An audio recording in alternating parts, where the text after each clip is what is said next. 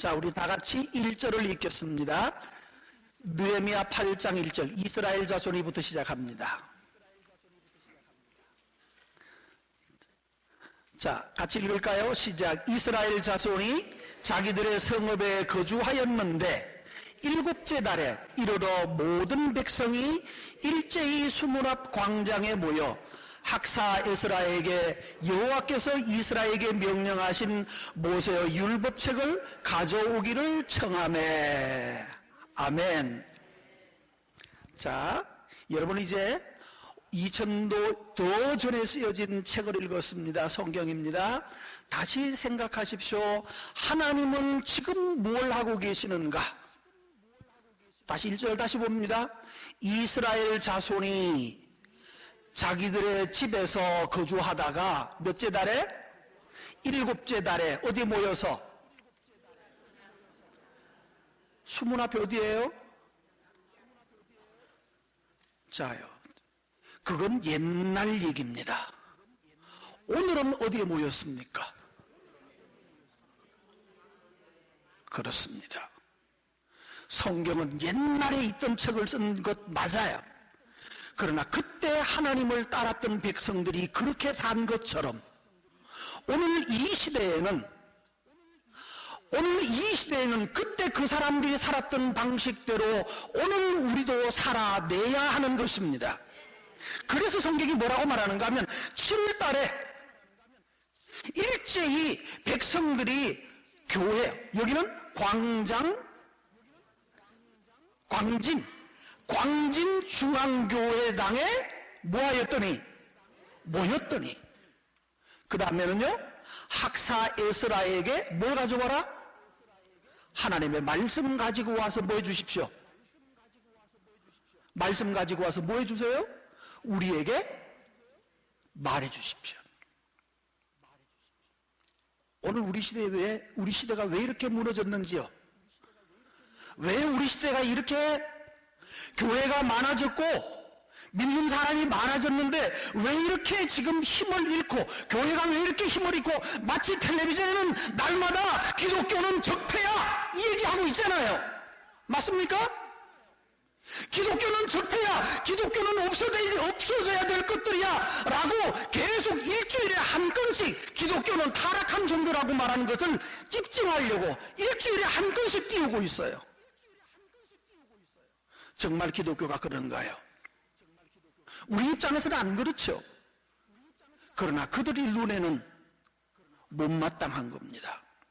왜 그럴까요? 기독교에 두 가지가 없어졌어요. 첫 번째로는 말씀 들려주십시오. 목사가 여러분 오늘 예배입니다. 제발 오세요.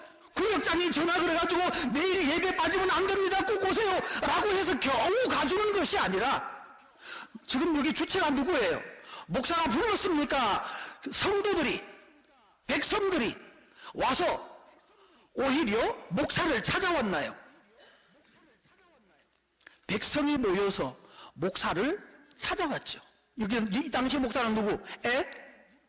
에스라. 와서 성경 가지고 와서 뭐 해주세요? 말씀 전해주세요. 우리 시대가 병든 가장 큰 이유는 목사님 시간 없으니까 설교는 어떻게 해주십시오. 유 목사님, 윤상 목사님 뭐라고 합니까? 설교는 길게 짧게 해주세요. 짧게 해주세요. 목사님 설교는 간단하게 해주세요. 그게 여러분들 대한민국 교회가 요구하는, 목사에게 요구하는 가장 큰 요구 아닙니까? 설교 길면 우리 짜증나니까 12시 되면 나갈 수 있도록 짧게 해주세요. 이래서 기독교가 타락하는 거예요. 말씀 없는 종교는 반드시 무너지게 되어 있습니다. 사랑하는 성도 여러분, 대한민국에 정치 문제 없어요. 북한 괜찮아요. 공산주의는 원래 있어요. 이 세상에 사기꾼은 원래 있고 도둑놈은 원래 있는 거죠. 그렇죠? 그런데 뭐가 살아있으면? 교회가 살아있으면요, 하나님의 백성이 살아있으면 그들 막아낼 수 있습니다. 그런데 교회는 목사님 짧게 해주세요. 다 알아요. 우리 다 알아요. 다 안 돼요. 맞아요. 다 알아요. 그런데 자기에게 적용하지는 않아요. 맞죠? 이게 우리가 가진 병이고 이게 우리가 가진 암덩어리예요. 분명히 예수 믿는다고 하는데 믿는 증거가 안 나오는 거예요. 분명히 나 임신했다라고 헛구역질도 하는데 배는 안 불러와. 배는 안 불러오고 자꾸 옆으로만 불러가네. 이게 무슨 병이라고 그래요? 예? 비만 아니요? 자기는 임신했다고 그래요. 헛구역질도 왜 그래요? 그런데 배는 안 불러오고 자꾸 옆으로만 간다고요. 무슨 병? 무슨 상상? 그렇죠. 교회가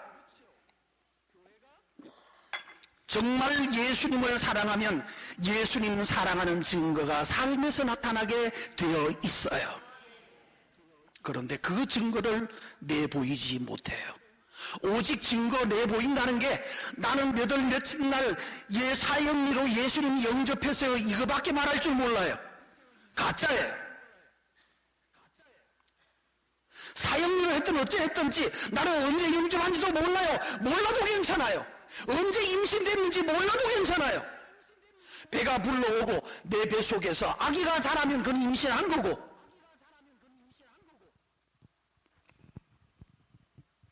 때가 되면 아기가 나오게 되어 있어요. 여러분의 마음속에, 여러분의 인격 속에 예수 그리스도를 영접하고 정말로 내 인격 안에 예수가 나의 주제 주인이 되어 있다면 내 삶에서 임신의 흔적, 예수를 품은 흔적이 삶에서 나오게 되어 있어요. 첫 번째 증상이 뭔가 하면 밥 좀 더 주세요. 말씀해 주세요. 하나님 말씀 듣고 싶어요. 백성들이 일제히 모여와서 말씀 전해달라고 요청하는 게 바로 이때 부흥운동의 제1번 원인이었습니다. 오늘 대한민국에 필요한 것, 하나님의 말씀이 예화로 대체돼 버렸어요. 재미있는 설교가 재미있는 개그로 대체돼 버렸어요. 설교는 짧게 하고 그 설교 외에 다른 재미있는 것들로 채우려고, 그래서 교인들 즐겁게 하려고 노력하는 이것이 삶에서 문제가 되는 거예요. 9장 1절입니다. 다시 보십시다. 첫날부터 7월 첫날부터 시작해서 9장 1절 봅시다. 며칠 날까지? 그달 스물고 나흔 날까지 24일 날에 이스라엘 자손이 다 모여 뭐 했어요? 금식하며. 오늘 여러분이 바로 오늘 국가를 위하여 금식하겠다고 모이고 국가를 위하여 기도하겠다고 모이셨다면 여러분이 지금 느헤미야 9장 1절에 나오는 사람들입니다. 이쯤 되면 아멘 해야 되지 않나요?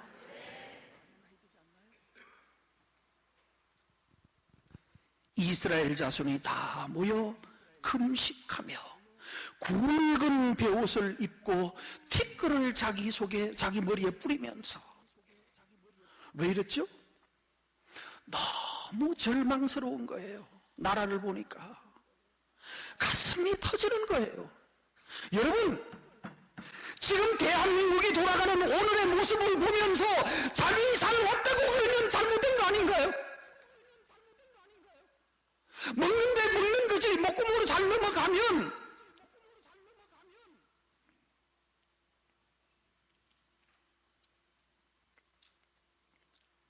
이들은 목사가 시켜서 한 게 아니에요. 말씀을 듣고 보니 오늘 우리가 왜 이 꼴이 됐는지가 깨달아졌고, 깨달아지고 난 다음에 스스로 자원해서 사람들이 몰려 나왔어요. 목사가 오라고 해서 온 게 아니라고요. 자원해서 나왔어요. 기도해야 되겠다. 기도해야 되겠다. 오늘 여러분 여기 온다고 누가 뭐 차별을 준 것도 아닐 텐데, 여러분이 바로 이 대한민국에서 하나님 나라를 지키고 있는 하나님의 사람임을 여러분 축복합니다. 여러분이 바로 대한민국의 문직이고 이 땅과 이 교회를 지키는 하나님의 용사되심을 축복합니다. 여러분이요, 자부심을 가지십시오. 재앙이가 어떻게 하든지, 다른 사람들이 어떻게 하든지, 어떻게 깽판을 치고 살든지, 내가 대한민국의 파수꾼이 되고 내가 대한민국을 지키는 자가 되어서 이 민족을 하나님 내 손에 맡겨주십시오. 하나님, 그리하여서 이 땅에 파수꾼이 있었다는 것을, 이 땅에 하나님의 사람이 있었다는 것을 하나님 아버지 긍휼히 여겨주십시오.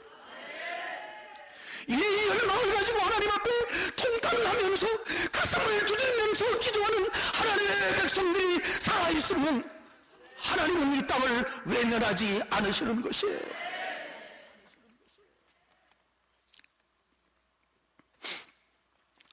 여러분, 이제부터요, 이런 설교 듣기 거부하셔야 됩니다. 복받아라, 복받아라는 얘기요. 자, 한번 질문해 봅시다. 내가 나가면 저 뒤에 카메라 잡는 사람들 힘들겠죠? 자, 그냥 할게요. 복받아라는 말 몇 번 들은 것 같아요, 지금까지. 한 100번 아니면 1000번. 1000번도? 1000번도? 넘겠죠? 여러분, 여기 있는 분들 대부분 1000번도 넘을 거예요. 복 받았어, 안 받았어요? 그래서 별난 거 뭐 받았어요? 네? 받았다고 해도 되고 안 해도 돼요. 어떻게 보면 받았고, 복 받아라가 아니라 복을 받으려면 뭘 해야 됩니까? 복 받는 그릇이 돼야 되지요. 그렇잖아요. 내 영혼이 존귀하신 하나님을 담는 그릇이 돼야 거기에 예수 그리스도가 내 속에 좌정하시고, 하나님이 나에게 들어와서 나와 함께 살고 싶어 하는데 와보니까 쓰레기투성이야. 견딜 수가 없어요. 그래서 에스겔서에 보면 성전에 계시던 나 여호와의 영광이 어디로 갔어요? 성전 문지방으로 와 있다가, 성전 마당에 가 있다가, 그 다음에 저 앞산으로 도망가는 거 보셨죠? 왜 그래요? 거기가 더러운 거예요.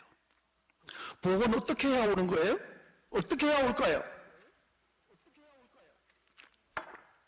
하나님이 거기에 임재하기를 기뻐하셔야 돼요. 야, 여기 좋다. 여기 좋다. 이 사람의 마음이 순결하구나, 거룩하구나, 의로운 마음이 있구나. 얘가 정말로, 네가 정말 나를 사랑하는구나. 네가 나를 사랑해서 이 땅을 보면서 내 눈으로 보려고 하고, 사람들의 영혼을 보면서 하나님의 눈으로 그 영혼을 보려고 하는 거룩한 눈을 네가 가졌구나. 너는 내 아들, 너는 내 딸이다라고 하나님이 그때 하늘이 열리는 거예요. 그런데 뭘, 복 주세요, 복 주세요. 여러분, 장로님들 대표기도 하실 때 이거 하지 마세요. 하나님, 대한민국의 정치가 불안정합니다. 경제가 어렵습니다. 안정되게 하여 주시고 대한민국이 더 부흥되게 해 주십시오. 하지 말아 주셨으면 좋겠어요. 왜? 지금 부흥됐어요, 안 됐어요? 됐죠. 죄송합니다, 어르신. 유 목사님, 아버님 어릴 때하고 지금하고 비교하면 비교가 돼야 안 돼요? 상상할 수 없이 지금 우리 축복받았어요. 아니, 이제는 이 하늘을 보고 이렇게 말했다. 하나님, 넘칩니다. 넘칩니다. 과분합니다. 경제적으로 하나님이 이렇게 축복을 해줬더니 우리가 하는 짓이 조금 전에 강의 들어보니까 뭐만 하려고 하던가? 음란하고 동성애하고 온갖 더러운 짓 하려고 하죠. 돈이 있으니까 그 짓 하는 거예요. 하나님 족합니다. 족합니다. 우리에게는 경제적인 안정이 필요한 것이 아니고, 정치 안정이 필요한 것이 아니고, 우리에게는 회개가 필요한 겁니다. 그래서 우리가 하나님의 눈으로 땅을 보지 못하고, 하나님 눈으로 대한민국을 보지 못하고, 다른 사람을 볼 때 하나님의 눈으로 보지 못하고, 그랬던 우리의 눈을 회개하는 거예요. 그런데요, 우리나라 기가 막힙니다. 금식해야 하는데, 지금은 2019년이고요. 1905년에 무슨 일이 있었는지 아세요? 1905년 11월 17일. 모르시죠? 을사늑약이라고 그러죠. 대한민국이 일본에게 뺏긴 날이에요. 한일합방이 1910년에 일어나요. 그 사이에 1907년 부흥운동이 일어나요. 할렐루야죠.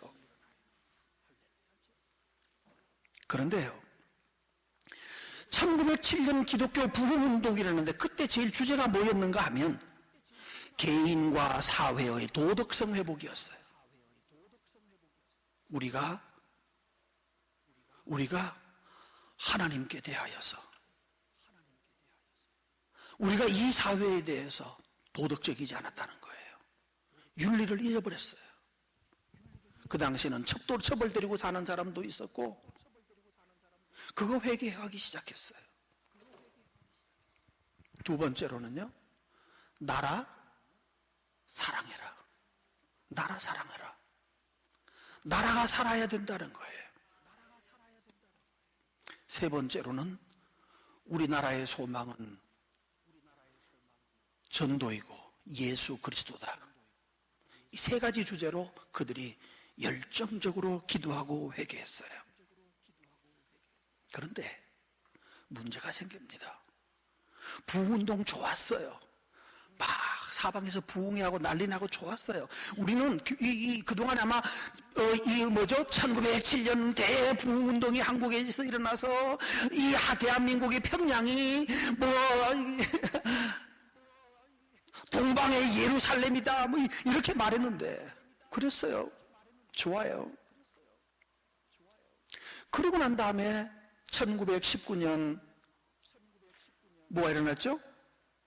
3.1운동이 일어나죠.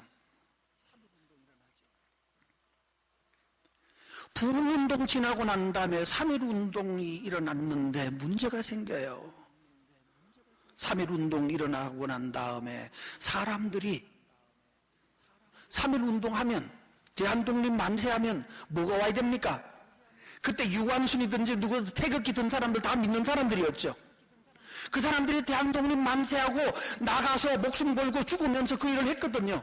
그리고 나면 뭐가 와야 돼요? 하나님이 대한독립 만세라고 목숨 걸고 외쳤으면 대한독립이 이루어져야지요. 근데 이루어졌어요? 안 졌어요? 안 이루어졌어요. 지금 4페이지 들어가면 됩니다. 네.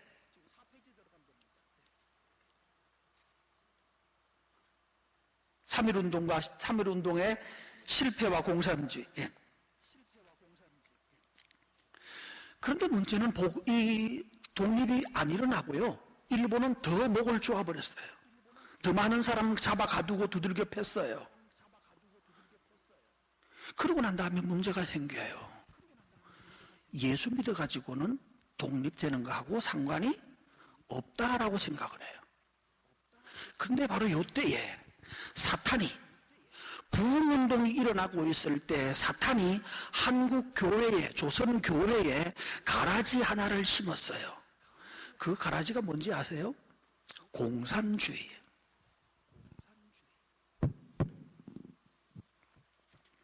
지금도 광고에 나와 있죠? 자, 오른쪽에 있는 저 사진이 바로 춘원 이광수라는 사람입니다. 춘원 이광수가 1917년 7월호 청춘에다가 이렇게 기사를 적어요. 조선 역사상 최대의 은인은 기독교다라고 해요. 어떤 사상도 어떤 철학도 이렇게 민족을 계몽시키고 이 무지한 백성들을 계몽시켜서 이렇게 혜택을 준 것은 기독교밖에 없다. 정말로 기독교에 대해서 극찬을 하면서 글을 적었어요. 그리고 그 사람들 그때 교회 나갔어요. 오산학교에 선생을 했거든요. 그런데 문제가 생깁니다. 7월호에 글을 놨는데 11월호에 몇 달 후인가요? 4달 후인가요? 4달 후에 이분이 다시 이런 글을 써요. 조선 야소교회의 결점. 조선 야소교회가 문제가 많더라는 거예요. 너무 훌륭하다고 칭찬을 했는데 나중에 자세히 들어가서 보니까 이거 엉터리들이래요. 첫 번째, 교회에 들어갔더니만은 교회가 성경은 분명히 주 안에서 하나님 안에서 모두가 다 평등하고 동등하다고 그랬는데 교회 가보니까 거기도 계급이 있더래요. 옛날에는 양반 상놈이 있었는데 요즘 교회 갔더니 목사 장로가 있고 그 다음에 저 쌍놈에 해당되는 뭐가 있더래. 교회가 계급적이더래요. 이거는 아니다. 두 번째, 교회 지상주의. 교회밖에 모르더래요. 현실을 무시하고 살아요. 지금 이거 잘 생각해 보면요, 오늘날 한국 교회가, 지금 현재 한국 교회가 우리 교회, 자기 교회의 이 재정만 든든하면 걱정을 안 합니다. 아마 대구도 그럴 거고요. 제가 사는 서울 쪽에도 전혀 생각이 없어요. 뭐 어떻게 되든 말든 기독교 욕을 하든 말든 우리만 아니면 돼. 지금 문제가 없어. 현실에 하나님이 이 땅을 지배하는 통치자셔야 되는데, 하나님의 나라가 하늘에 계신 우리 아버지여 당신의 이름이 거룩히 여김을 받기를 원하며 당신의 나라가 어디에 임하기를 원합니다. 땅에, 여기에 임하기를 원합니다. 이 말은 뭔가 하면 하나님 우리나라를 다스려 주십시오, 그 말이거든요. 근데 우리나라를 다스리건 말건 상관이 없어요. 정치가 어떻게 되든지 사회가 어떻게 되든지 그거는 세상 나라고 우리는 우리 교회들끼리만 잘했으면 된다고. 이렇게 해서 교회 지상주의, 우리끼리만 잘 논다고 그래. 학문도 무시하고. 세 번째로는요, 교역자들이 너무 무식하더래요. 그 당시에 이 지분이 깨달은 게 중학교, 그 당시에 중학교요? 그 당시 중학교 실력도 안 되면서 목사가 돼가지고, 그러다가 보니까 어떤 기독교가 되어졌는가 하면요, 아주 수준 낮은 기독교가 됐어요. 미신적 기독교가 돼버렸어요. 그런데 그 당시에 주로 했던 일이 뭔가 하면, 예수 믿으면 애 못 낳는 자들 애 낳는다고. 예수 믿으면 애 못 낳는 자들 애 낳는 거 맞아요, 안 맞아요? 자, 조금 애매하죠? 예수 믿으면 병 낫는다, 맞아요, 안 맞아요? 예? 자, 예수 믿으면 병 난다, 맞죠? 성경이 예수님 병 낫게 하셨죠? 지금 여기 병 아프시, 약 먹고 있는 분 손 들어보세요. 당뇨병 약 먹고 고혈압 먹고. 그럼 뭐예요? 예수 안 믿어서 그런 거예요? 아니에요. 인간은 늙으면 병들게 되어 있어요. 하나님이 그렇게 만들어 놨어요. 병 나는 게 문제가 아니에요. 어떤 것은 하나님이 기도하면 병 낫게도 해주셔요. 또 그러나 어떤 것은 여전히 병 짊어지고 살도록 하셔요. 병 낫는 게 기독교 주제가 아니에요. 그런데 끊임없이 부흥한다고 다니면서 주제는 그런 것밖에 없었어요. 뭐예요? 삶을 놓친 기독교가 됐단 말이에요. 그러니까 이광수가 그걸 보고 나니까 기독교가 이거 너무 좋다고 칭찬했는데 다시 자세히 보니까 영 엉터리가 돼버린 거예요. 왜 이렇게 됐을까요? 다음 페이지 보면 공산주의가 만들어졌어요.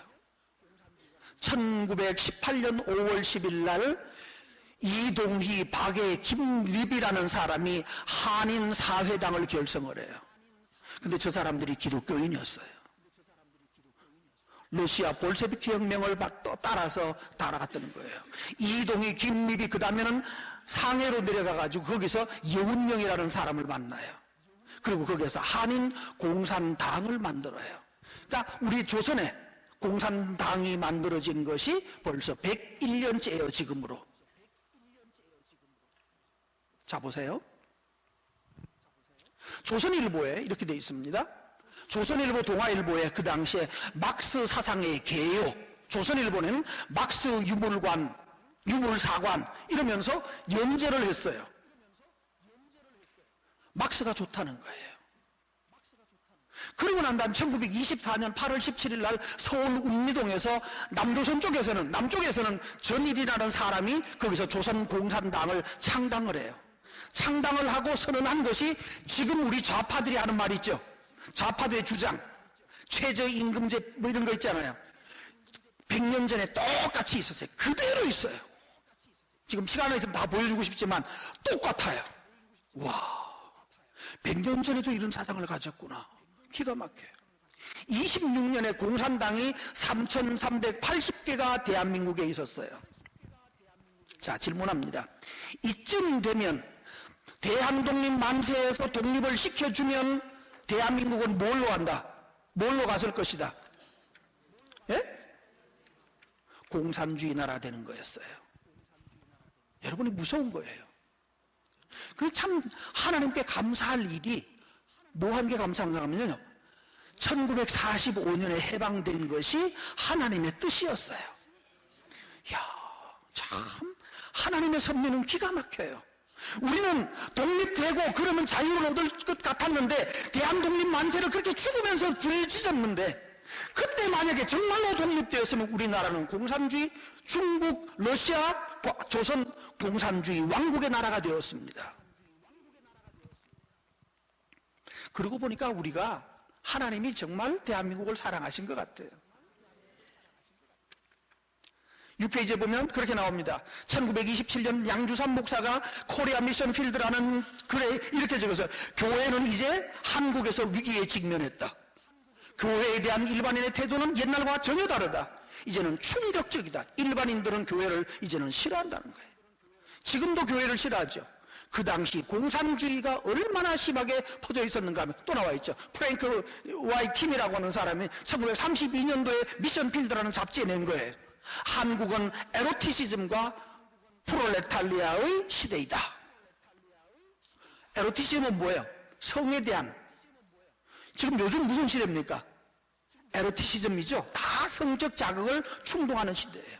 또 하나는요, 한국의 반 이상이 지금, 남한의 반 이상이 지금 뭐대로 돌아갔어요? 반 정도가 프롤레타리아, 사회주의, 공산주의에 지금 몰두하고 있는데, 그 당시에는 어떻게 했는가 하면, 고등학생, 요즘 뭐라면 고등학생, 중고생들도 공산주의 책을 안 읽으면 무식하다고 들었어요. 아니, 이건 내 말이 아니에요. 저 책에 나오는 거예요. 그 당시 사람들이 그렇게 공산주의가 위대하다고 찬동하고,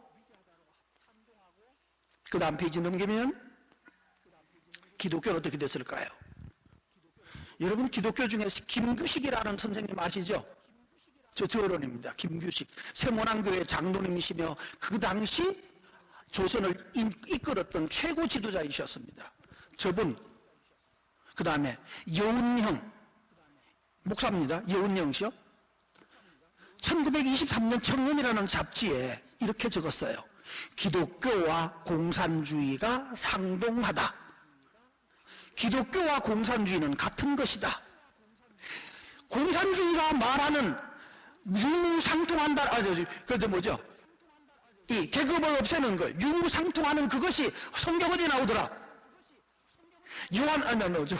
사도행전에 보니까 기독교가 유무상통하는 게 나오죠. 봐라! 기독교가 곧 공산주의, 공산주의는 기독교를 적용한 것이다. 그러므로 공산주의 해야 된다고 가르쳤던 분들이에요.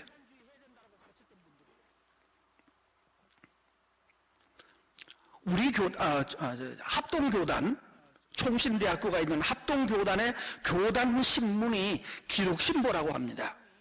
기독신보에 1924년에 진정한 사회주의는 교회를 위해 준비하는 것이다. 그러므로 열심히 뭐 해야 된다? 사회주의를 따라가야 한다. 그게 합동기독교, 여러분 여기도 아마 합동교회죠? 합동축교회인데 합동기독교 교단신문에, 여기 지금 말이 됩니까?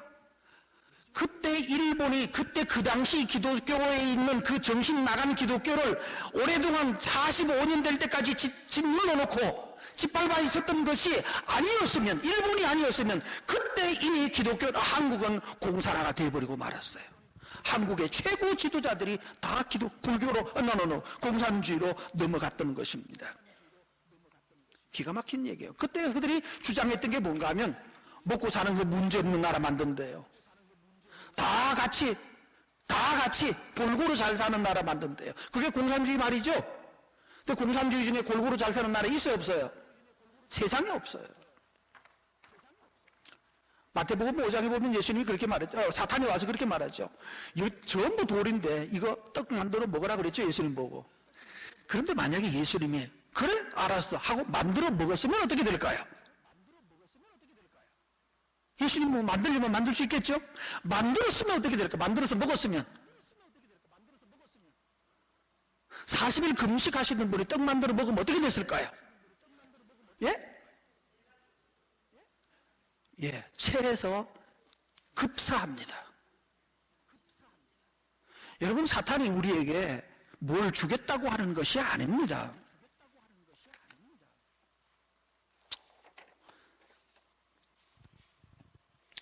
이 절을 읽습니다. 9장 2절이요. 왜 우리가 금식하며 기도해야 되는 이유가 바로 이런 것들이에요. 우리나라에 지금 너무나 깊이 대한민국의 건국 초기부터 공산주의가, 우리가 알고 있는 이승만이 나라를 만들기 훨씬 이전부터, 기독교 복음이 이 땅에 전파될 때부터 이미 사탄은 대한민국에 뭐를 심었어요? 하나님이 천국 복음을 심었더니 사탄은 밤에 와서 몰래 뭐를 심었도다? 가라지 뿌려놓고 간 거예요. 그 가라지들이 밭에 가득하게 자랐던 것이에요. 그래서 하나님이 유관중을 그렇게 부르짖어도 이 땅을 해방시키지 못했던 이유예요. 이쯤 되면 할렐루야죠. 야, 정말 하나님의 지혜가, 하나님의 모략이 정말로, 이야, 그랬었구나. 2절을 읽습니다. 어떤 일이 벌어야 될까요? 그러면 어떻게 해야 될까요? 오늘 우리 상황 읽습니다. 다 같이.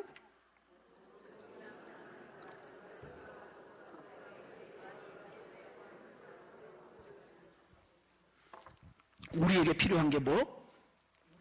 이방 사람들과 뭐하라? 절교하라. 절교하다는 말은 바다르인데 영어로 말하면 separate입니다. separate. 분리하라. distinguish. 구별되라. 이방 사람들하고 너 자신들은 아예 다른 종자야. 다른 종자야. 여러분, 세상 사람과 여러분은 종자가 다른 겁니다. 생각도 다르고 뜻도 다르고 목적도 다른 종자임을 인정하고 하나님 앞에 다른 종자로 살아가기를 바랍니다. 모든 이방 사람과 절교하고, 두 번째는요, 서서 자기의 죄와 조상의 죄와 허물들을 자복했다고 되어 있어요. 바로 여기에 있습니다. 우리의 삶이 말입니다. 우리는 똑같은 대한민국에 살면서 똑같은 핸드폰 켜가지고 뭐 검색한다고 네이버 열면 세상 사람이 보는 거 똑같은 게 다 따라 나옵니다. 그런데 사탄은 우리를 파괴하려고 얼마나 노력하는지요. 자, 보세요. 일제시대 때 일본이 한일 합방을 해서 장악을 하고 난 다음에 나라를 잡아먹어야 되잖아요. 조선을 잡아먹어야 되는데 잡아먹는 방법을 머리를 짜냈어요. 사탄이 성도를 파괴하고 성도를 영혼을 뽑아먹어야 되는데 뽑아먹으려고 하니까 그냥은 안 돼요. 야들야들하게 만들어 놔야 돼요. 먹기 좋게 만들어 놔야 돼요. 여러분, 뱀이 쥐를 물잖아요. 그럼 어떻게 될까요? 뱀이 쥐를 물면 어떻게 되는지 아세요? 쥐를 딱 물면 두 가지 독이 있습니다. 한 가지만 얘기할게요. 딱 물면 독이 단백질을 분해합니다. 우리 몸에는 그러니까 신경독이 있고 단백질독이 있어요. 뱀도 두 종류예요. 딱 물면 우리가 손이 뚱뚱 붓는 것은 무슨 독인가 하면 신경독이 아니고 단백질독이에요. 뱀에게 물렸는데 살이 뚱뚱 부었다 그러면 단백질. 그 독이 단백질을 파괴해요. 단백질을 파괴하면 그게 어떻게 되는가 하면 흐물흐물 하면서 물처럼 돼요. 그러니까 살이 주스처럼 만들어지는 거예요. 그러면 반 정도 이미 이게 효소가 작동을 해서 피가 돌아가면서 피가 돌아가는 모든 근육들이 흐물흐물해진다고요. 그러면 뱀이 꿀꺽 삼켰을 때 어떻게 되나요? 속에 들어가서 싹 녹아버리는 거예요. 바로 그겁니다. 독거미도 똑같습니다. 독거미가 뭐가 있으면은 딱 거미줄에 걸리면 가서 그물을 막 묶어놓죠. 묶어놓고 잠자리랄까요? 잠자리에다가 독을 딱 잡아넣어요. 독을 딱 잡아놓으면 잠자리 몸 속에 있는 그 모든 근육이라든가 조직들이 물로 바뀝니다. 다 녹아버려요. 그리고 한 이틀쯤 있다가 싹 보면 속에서 그 독이 번져가지고 다 물로 돼 있어요. 그러면 빨대를 딱 꼽아가지고 물을 쭉 빨아먹습니다.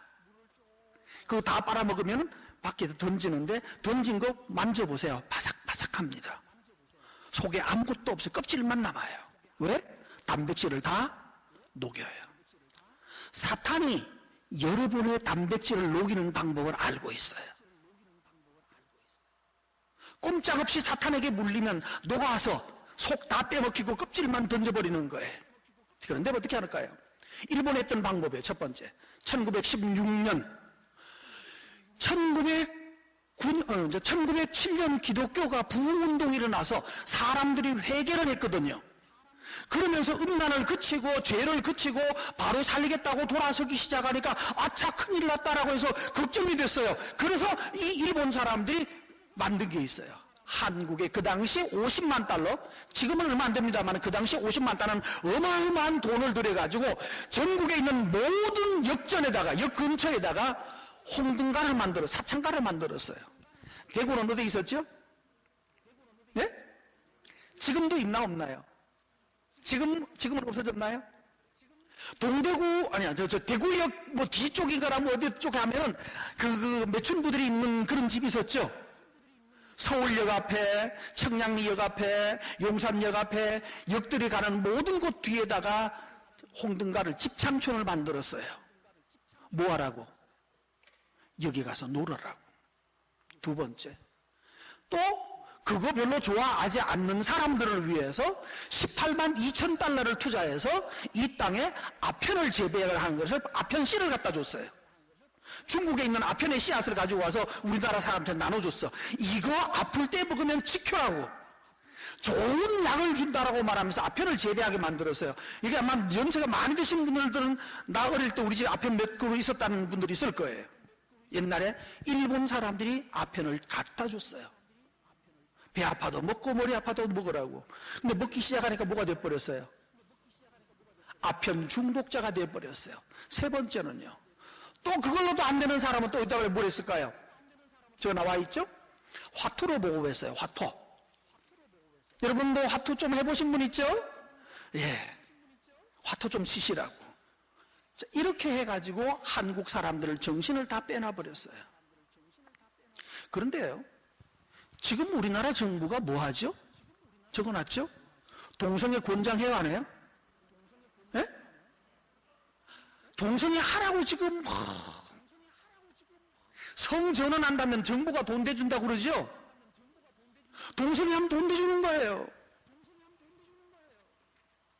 호주제 폐지해버렸죠? 이제는 호주제를 폐지하면, 호주제가 있으면 아빠의 성을 따라 내려가잖아요. 근데 호주제를 폐지해버리면 한 사람 한 사람 각각인 거예요. 너는 너대로, 너는 너대로. 부모도 없고 자식도 없어요. 어느 나라 그래? 미국에 유럽 나라들 그렇게 돼버렸어요. 가정을 다 파괴해버렸어요. 혼자 살아래요. 이런 일을 정부가 나서서 하는데, 이거는 원래 누가 하던 일입니까? 일본 총독부가 조선을 망가뜨릴 때 하던 방식을 지금 이 좌편향된 정권과 이 권력을 잡은 사람들이 그런 일을 하고 있는 거예요. 그러니까 조선 총독부보다 더 나쁜 놈들이에요. 이런데 밤이 잠이 와요? 안 와요? 이 피해를 누가 보고 그러죠? 여러분은 동생이 하라고 하겠어? 예? 안 하죠. 더럽게 뭔 짓이에요 그게. 근데 누구는요? 내 아들은 뭐 하려면 하지 뭐 이렇게 돼버려요. 여러분의 자식들은 여러분은 안 할 거예요. 이제는 동생이 하라고 무슨 흉한 소리를 하냐고 이렇게 말하지. 그런데 우리 자식들은 지가 하고 싶다면 냅두죠 뭐 이런다고요. 이게 뭐 때문에? 조선 총독부가 가르쳐주던 방식을 따라서 하고 있다는 말입니다. 그래서 2장 1절 뭐하라고 그랬죠? 다시 모든 이방 사람들과 뭐하라? 절교하라. 여러분, 이 세상 나라가, 이 정권이 또는 조선 총독부가 가르치는 것과는 여러분 안에 담을 쌓는 은혜가 있기를 바랍니다. 문제는 여러분 담을 쌓았어요. 포기하지 마세요. 여러분의 자녀들을 설득해야 돼요. 안 되면 무릎 꿇고 울면서라도 설득하세요. 우리 사위가 한 녀석이 있는데 이놈의 머리가 아주 좋은 녀석이에요. 저 신림동에 있는 대학교에서 뭐 석사까지 했어요. 수학의 뭐 천재라고 할 그런 녀석이에요. 이제 결혼하고 난 다음에 우리 교회 오거든요. 우리 교회 오는데 제가 어떤 이런 쪽 얘기하면 나중에 그래요. 주일날 오후에 만나 장인어른 그거는 좀 너무 지나친 거 아닙니까? 이러는 거예요. 그러면 속에서 뭐가 올라와요? 이 새끼가. 근데 그렇게 말했다가는 교회도 안 나올 것 같고, 주여, 아니야, 그거 아니야. 그런데 지는 듣는 척 하면서 반대를 놓는 거, 어긋장을 놓는 거예요. 그러니까 장인이니까 함부로 대놓고 덤비지도 않던데 이거 정말로 될 놈인가 안 될 놈인가 얼마나 걱정했을 거예요. 그런데 바로 지난주 주일날 오후에 집에 와서 저녁을 먹으면서 이렇게 말해요. 이제는 아버님이 말씀하시는 것을 무엇을 말씀하셔도 이제는 다 믿기로 오늘 결정했습니다. 할렐루야! 한 놈 얻었어요. 한 놈 얻었어요. 포기하지 마세요. 포기하지 마세요. 논리적으로 아들 설득을 못 시키겠거든 붙들고 울어서라도 무릎을 꿇고 울어서라도 내가 지금은 이해를 다 못하더라도 내가 지금은 내가 똑똑하지 못해서 너만큼 똑똑하지 못해서 너를 온전히 설득시키지 못한다 할지라도 아들아 제발 내 말을 한 번만 들어다오. 하나님은 살아계시는데 그분이 말씀하시는 거야 아닌 거야 아닌 거야 아닌 거야. 여러분 그 영혼들을 그냥 놔두면 내 손자들 동성애자 되는 거예요. 자연스럽게 그렇게 되라고 만들어 놨어요. 여기 있는 분들 중에 화투 못 치는 사람 흔들어 봐요. 나는 화투 절대로 못 친다. 나는 좀 한다. 한번 좀 해봤다. 죄송합니다. 몇 사람만 좀 들어주면 돼. 예를 들어서 여기 몇 분 계십니다. 왜 할 줄 알았을까요? 왜 할 줄 알까요? 누구 덕분에? 본인은 이유를 몰라요. 왜 하게 되는지 몰라요. 태어나서 보니까 할머니가 붙들고 앉아서 야 너 앉아서 해봐. 똑같은 거 그림 맞춰. 그래서 맞춘 거죠. 맞아요.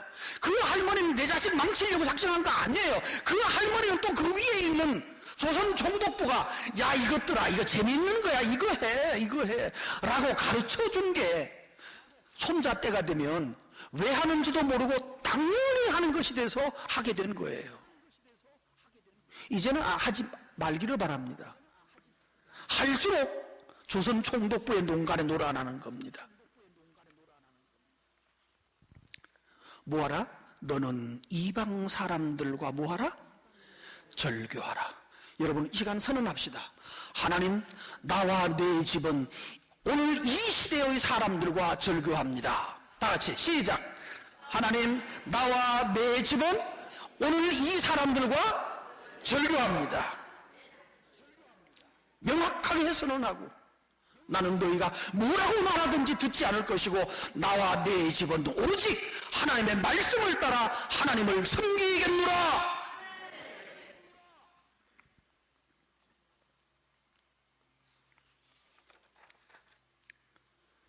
그런데 말입니다. 참 우리 아멘하고 이거 얼마나 분위기 좋아요. 그렇죠? 그런데 이것을 또다시 깽트리는 사람들이 있습니다. 사탄은 절대로 호락호락하지 않습니다. 문제는 교회가 이것을 해결하지 못했다는 거예요. 교회가 정죄하지 않았어요.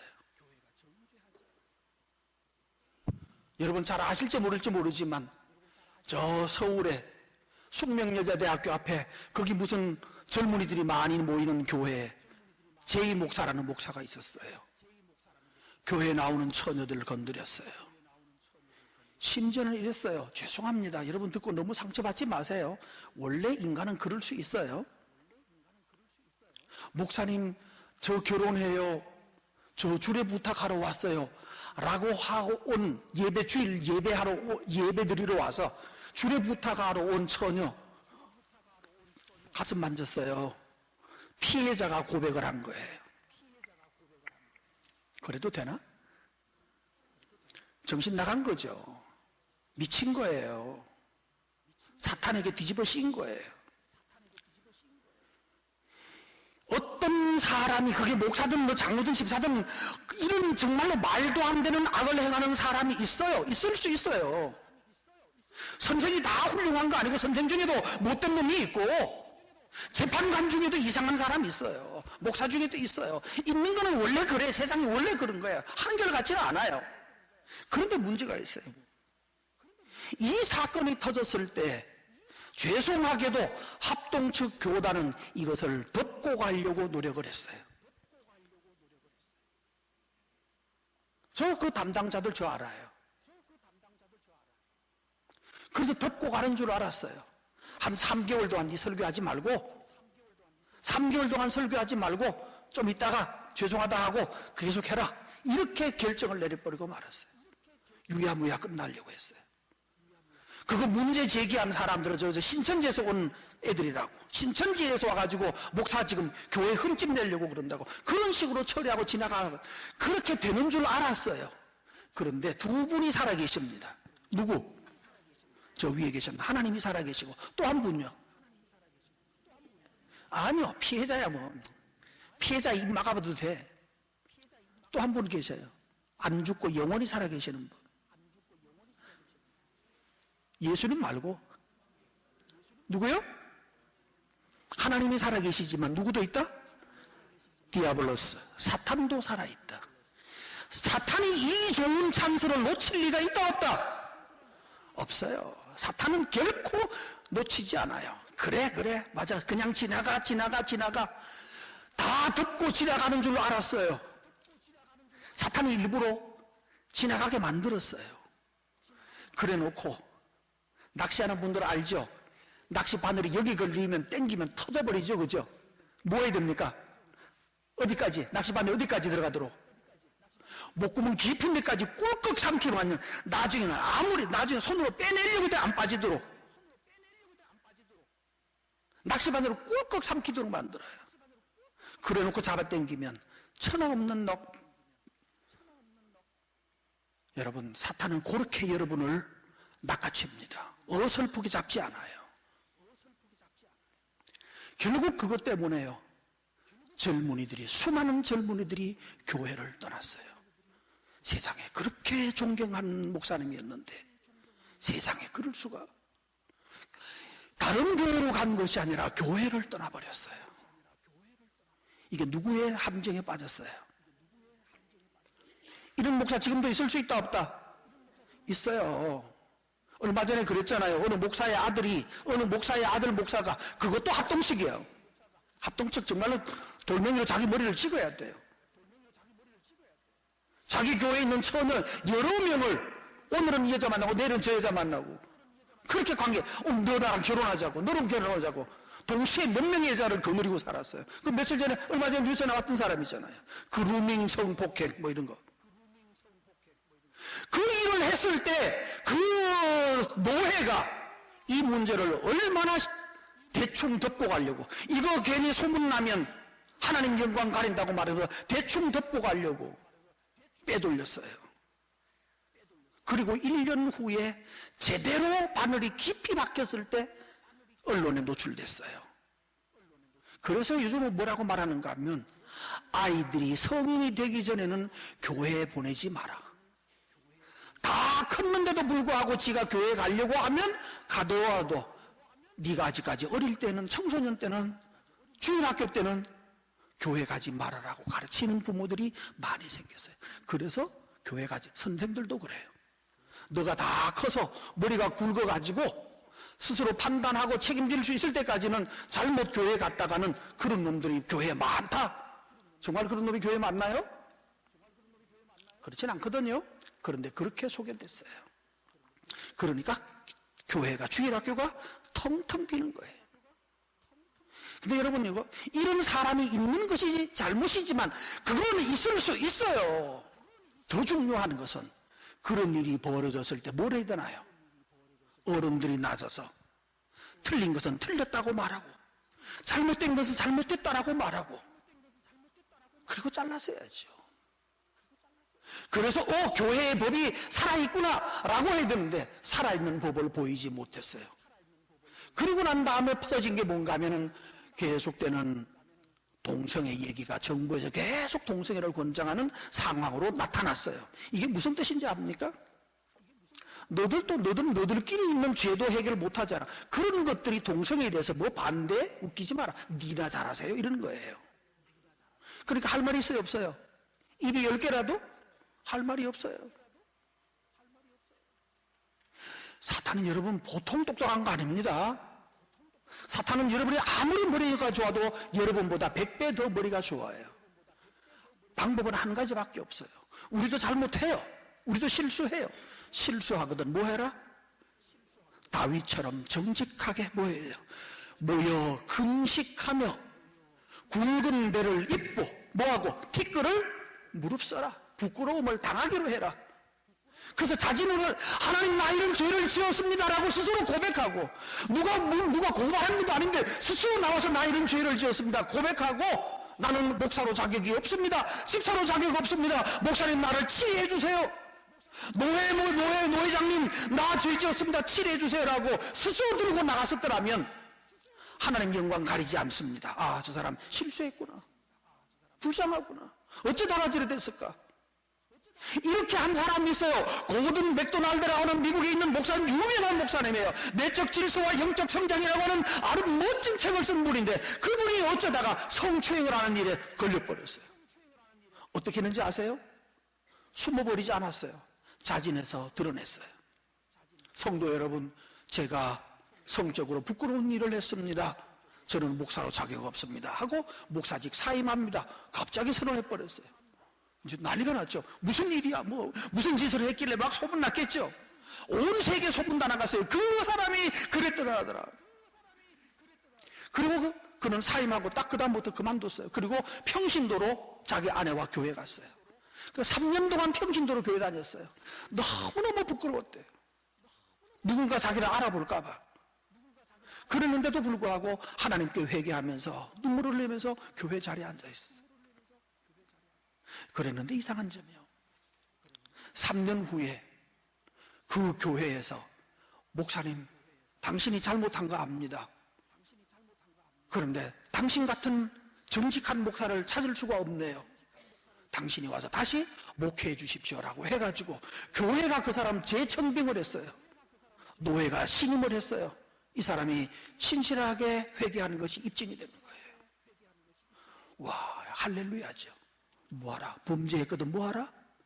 스스로 금식하고 회개하고 티끌을 자기 무릎 부끄러움을 당하라는 얘기예요. 우리 숨기려고 하지 맙시다.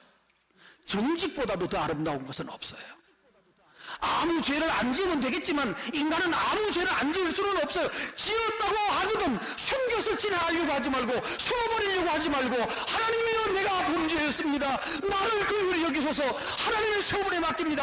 하나님의 처분에 나 자신을 내려놓고 금식하고 있으면 하나님의 긍휼이 우리 가운데 나타나고 하나님이 나를 다스리시고 다시 아름답게 회복시켜서 다윗처럼 영광을 주시는 거예요.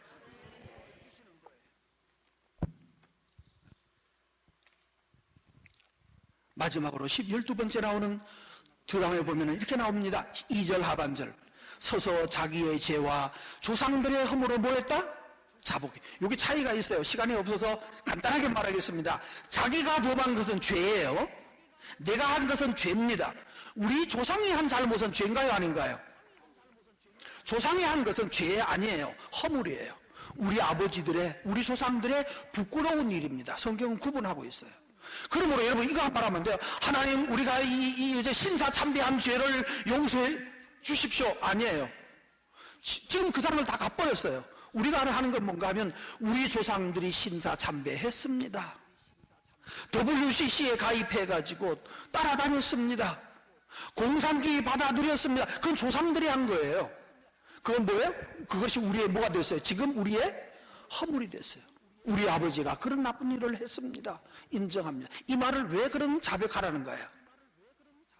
너 조상이 어쩌다가 그 함정에 빠졌는지를 네가 알아야 네가 그 자리에 다시 빠지지 않는다. 여러분의 조상들이 한 일을 잘 알고 왜 그 빠졌는지 알아야 돼요. 우리나라가 왜 지금 반 정도가 좌파 나라가 되어 있는가요? 이유가 뭐예요? 우리 조상들이 빠진 함정에 우리가 여전히 빠지고 있는 거예요. 어떻게 해결해야 되는가 하면 우리 조상들이 예수를 믿으면서 뭘 하려고 했어요? 예수님의 인격과 삶을 받아서 나도 예수님처럼 살려고 하지 않고 예수 믿으면 복 받는다더라, 예수 믿으면 집 산다더라. 맞습니까? 이건 아니에요. 집을 살 수도 있고 복을 받을 수도 있어요. 그러나 복 받는 것이 예수 믿는 목적이 아니고 복이 주제가 아니에요. 예수님이 내 삶에 있어서 나를 말씀으로 가르치고 다른 사람, 아까 말했죠? 구별된 사람, 세상과 절교하고 하나님 신뢰하면서도 살 수 있다는 거 보여주고 그걸 내 자식들에게 입증하는 것, 그게 복입니다.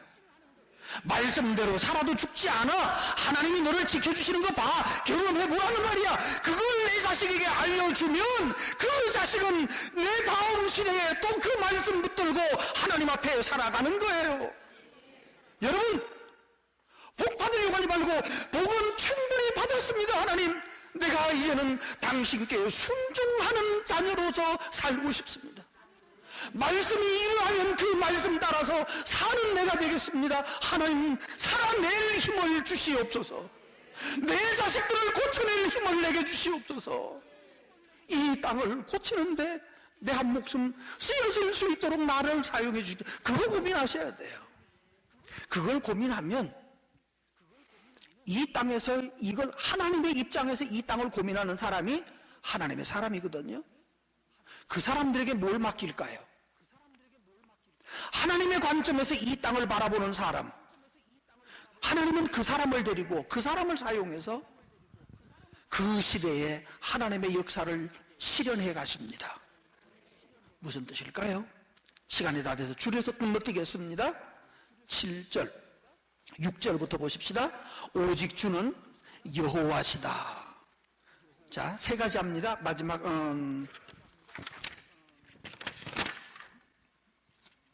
어디가 넘겼나요? 화면 나올 수 있나요? 화면 보여주세요. 어디 갔는지 내게 없네요.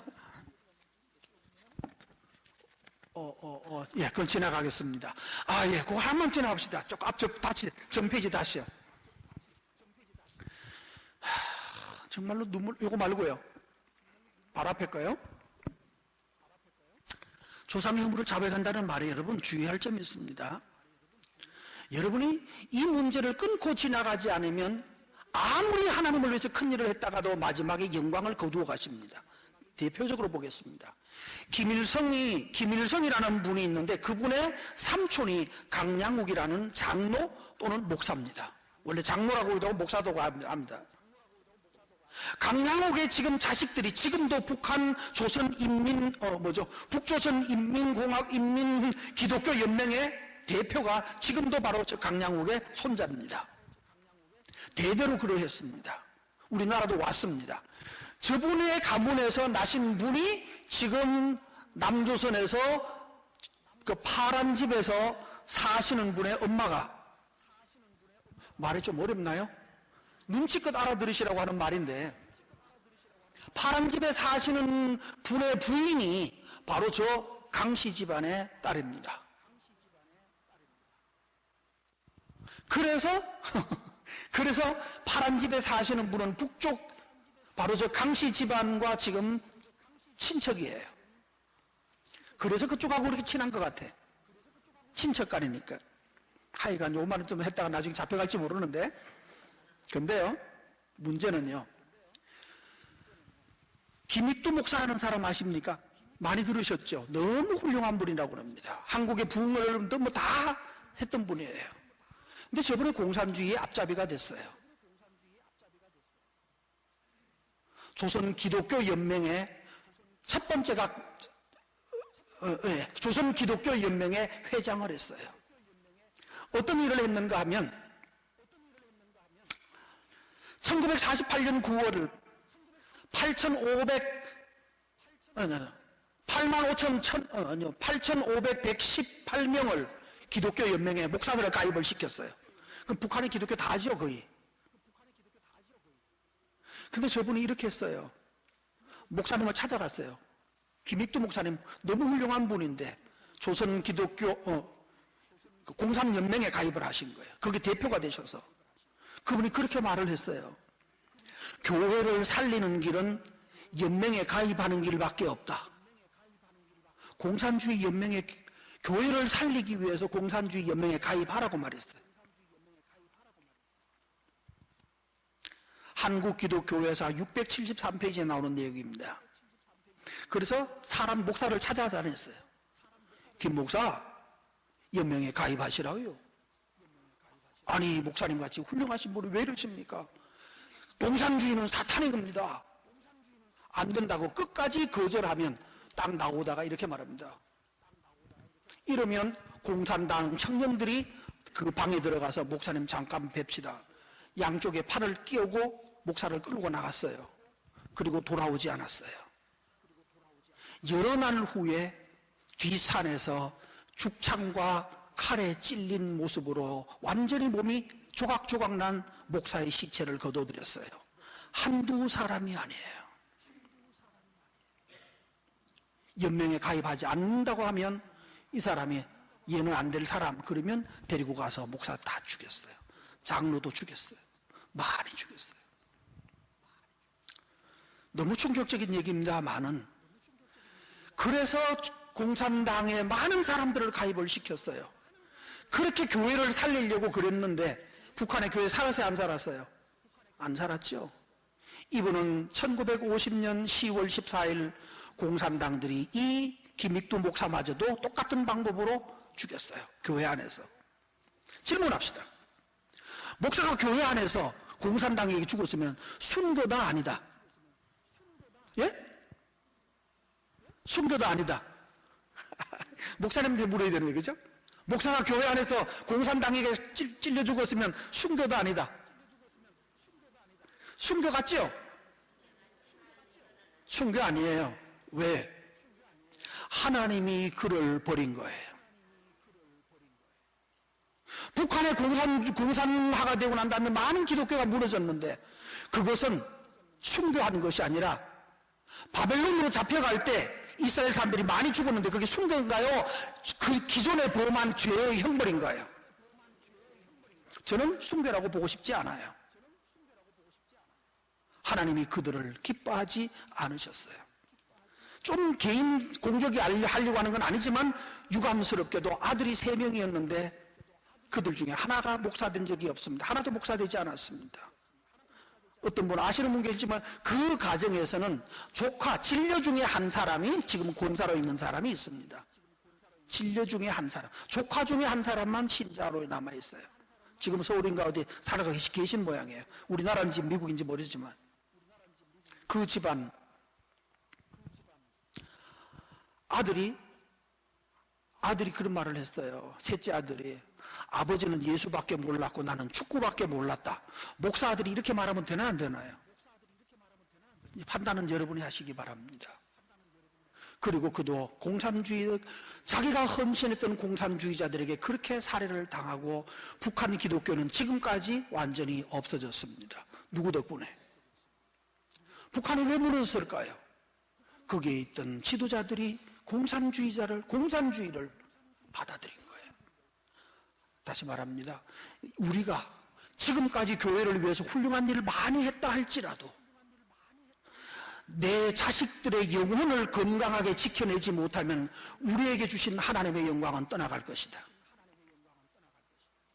그래서 여러분이 죽는 날까지 우리와 교회와 우리의 후손들이 하나님의 백성으로 살아남기를 위해서 정말로 애타게 기도하고 그들을 구하는 일에 앞장서시기를 바랍니다. 말씀 정리하겠습니다. 여러분이 지금 성문 앞에서 기도하면서 금식하면서 조국을 위해서 애쓰시는 여러분에게 하나님의 선물을 말씀드리겠습니다. 첫 번째, 대한민국은 어떤 것인가? 마지막 페이지입니다. PPT 한번 보여주세요.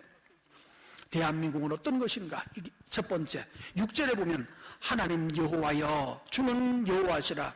하늘과 하늘들의 하늘과 이를 성신과 땅 등 그 가운데 모든 것을 지으시고 다 뭐하시는 보존하시니 오니 모든 천군이 주께 경배하나이다. 여러분, 일제시대 때 공산주의가 일본이 대한민국의 공산화되는 것을 막았습니다. 말도 안 되는 얘기죠. 그런데 일본 아니었으면 그때 공산주의 됐어요. 6.25 때 공산화 다 된 거 겨우 살려냈어요. 누구의 은혜인 것 같습니까? 여기 나와요.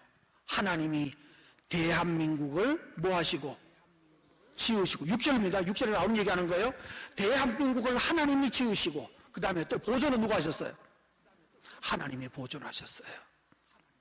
그리고 그거는 6.25 때 그랬고 일제시대 때 그랬고, 지금은 하나님이 누구를 통해서 이 일을 하신다?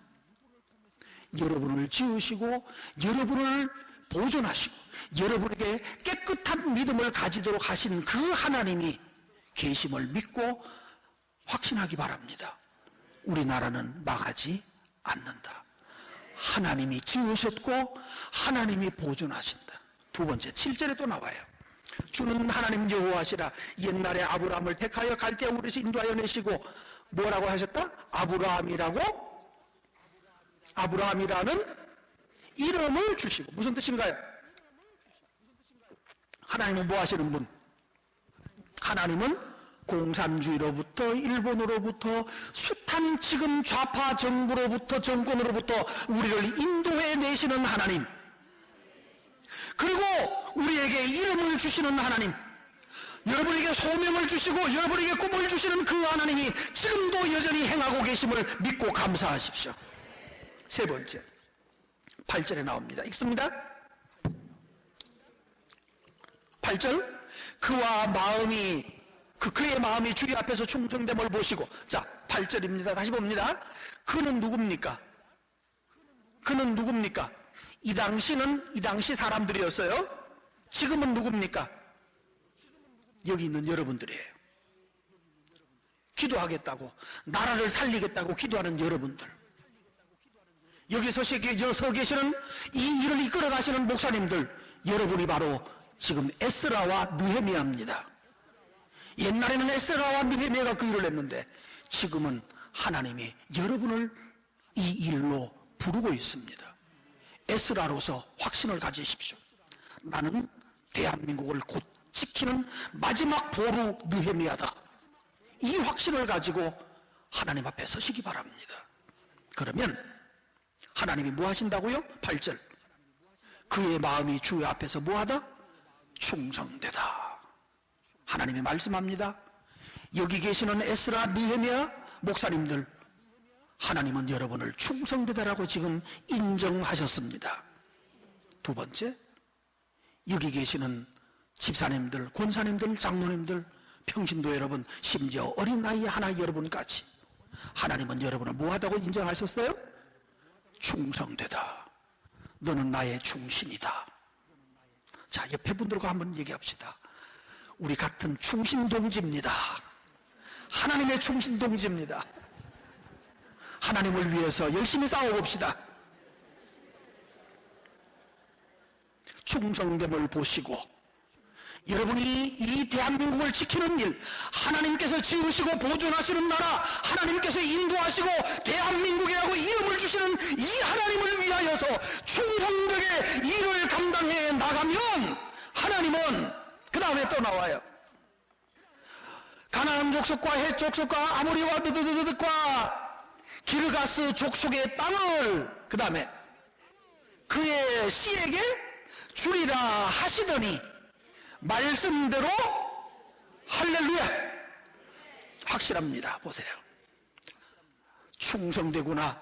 그래서 이 땅을 너에게 주겠다라고 하나님이 약속하시더니 실제로 뭐 하시더라? 주시더라. 여러분, 대한민국은 누구 것? 대답해 보세요. 틀렸어요. 다시 물을게요. 답이 나올 때까지 묻겠습니다. 대한민국은 누구 거? 하나님의 자녀들. 다시 수정해서 우리 거, 우리 거, 내 거. 내 거, 내 거. 왜요? 성경이 뭐라고 그랬어요? 충성된 자에게 뭘 주시더라? 이 땅과 이 땅과 이 땅을 뭐 한다? 주신다고 하시더니 뭐 하시더라? 하셨어요. 언제? 느헤미야 때에.